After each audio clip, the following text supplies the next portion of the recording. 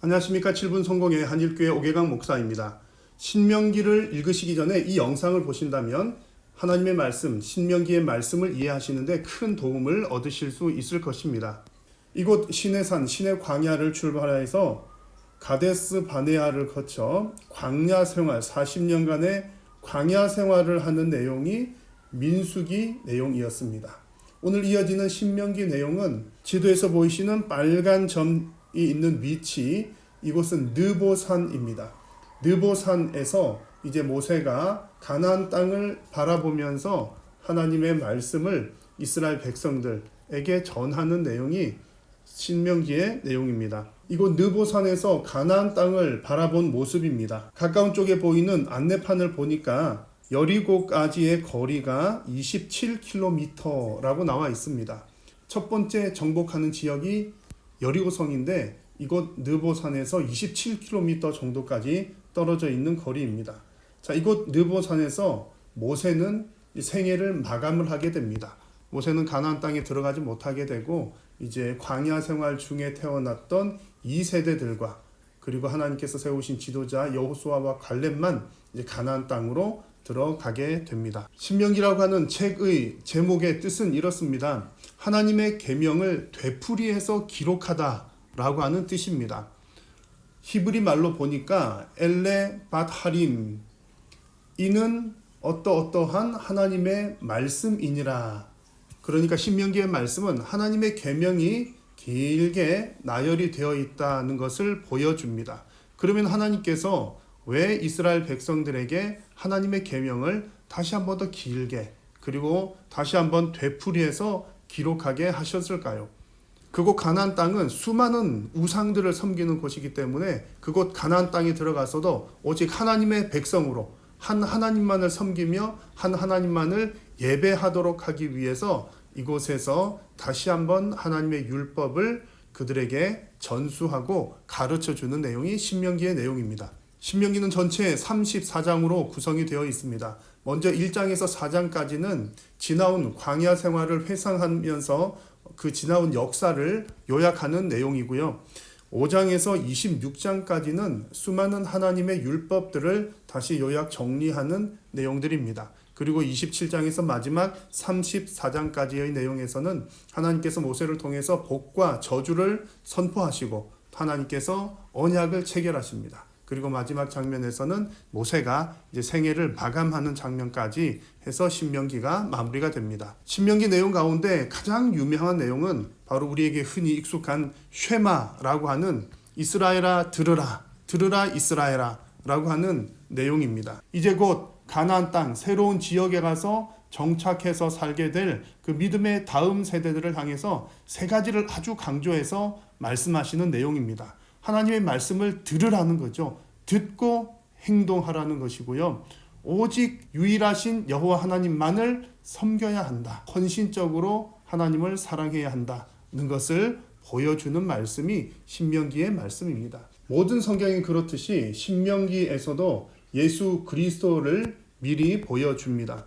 신명기 5장 5절의 말씀을 보면 모세가 백성들에게 하는 이야기입니다.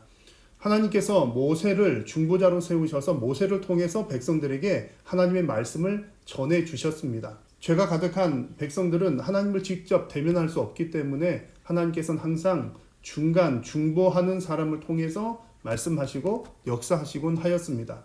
이렇게 하셨던 이유는 영원한 중보자 또 완전한 중보자이신 예수 그리스도를 미리 보여주시기 위함입니다. 예수님께서 이 땅에 오심으로 이제 우리는 더 이상 다른 어떤 중보가 필요한 것이 아니라 오직 예수 그리스도를 통해서 하나님께로 직접 나아갈 수 있게 되었음을 미리 신명기 말씀을 통해서 우리에게 보여주셨습니다. 신명기를 읽으실 때 이 두 가지 사실을 유의하시면서 읽으시면 큰 도움이 되실 것입니다. 첫 번째는 핵심 원리를 잘 파악하라는 내용입니다. 구약의 율법들은 현대에 그대로 적용할 수 없는 것들이 많습니다.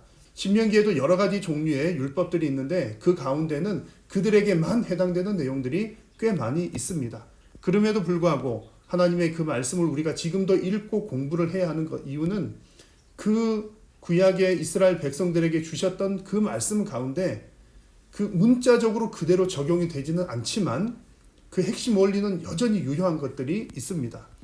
예를 들어 예수님께서도 신명기 말씀을 재인용하시고 재해석하셨던 것들을 볼 수 있습니다. 마태복음 5장 말씀을 보시면 예수님께서 신명기 말씀을 인용하시면서 살인하지 말라, 살인하는 자는 심판을 받을 것이다 라고 하는 계명을 너희가 들었지만 나는 이 말씀을 다시금 너희들에게 재해석하여서 이야기한다 라고 하시면서 형제에 대하여 노하는 자들도 심판을 받을 것이다 라는 말씀을 해 주십니다. 이 말씀은 율법의 문자적인 의미들은 바뀌었지만 그 근본 정신은 변화되지 않았던 것을 보여주고 지금 이 시대에도 우리가 하나님의 말씀을 지나온 말씀을 볼 때에 그 핵심 원리를 파악하는 것이 중요함을 우리에게 말씀해 줍니다.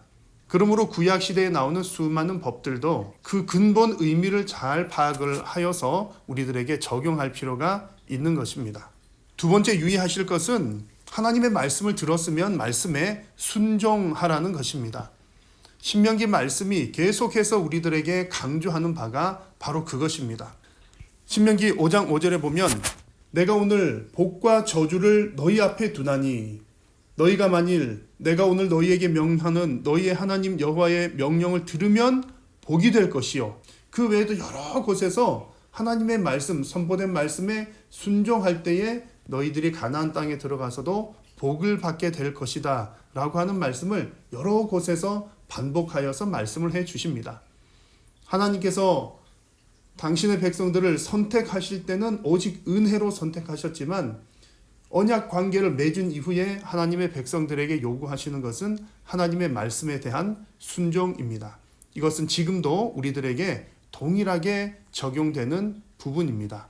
현대를 살아가는 성도들도 하나님의 말씀의 그 근본 원리를 잘 이해를 하여서 하나님의 말씀에 순종하는 그리스도인들이 되어야 합니다. 신명기의 말씀을 읽으시면서 여러 가지 율법들이 나오기 때문에 다소 복잡해 보이고 또 불편해 보이기도 하지만 그러나 하나님께서 우리들에게 이러한 삶의 규칙을 주신 이유는 너희들이 이렇게만 살아보렴. 그러면 내가 하늘 문을 열고 한없는 복을 너희들에게 부어줄 거야 라고 하는 우리들에게 복 주시고 또 우리들에게 은혜를 베푸시기 위한 하나님의 말씀입니다. 신명기의 말씀을 읽으시면서 우리를 사랑하시고 또 우리에게 복 주시기를 원하시는 하나님의 마음까지 이해하는 은혜로운 시간이 되시기를 바랍니다.